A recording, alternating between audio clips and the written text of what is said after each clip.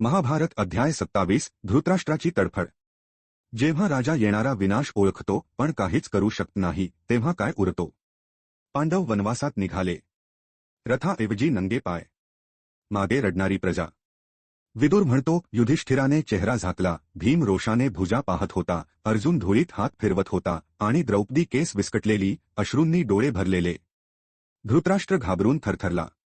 नारद म्हणाले, 14 वर्षात कौरवांचा नाश होईल. द्रोणाने सावध केलं, शांती करा. नशीब पांडवांच्या बाजूने आहे. पण दुर्योधन हसला. विदुराचा अपमान केला गेला. तो राजवाडा सोडून निघून गेला.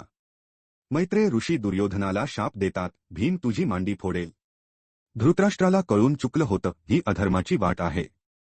जेव्हा गर्व शहाणपणावर मात करतो तेव्हा विनाश अपरिहार्य ठरतो. अधर्मावर उभं राज्य आधीच कोसळायला लागतं, फक्त त्याचा आवाज उशिराने ऐकू येतो.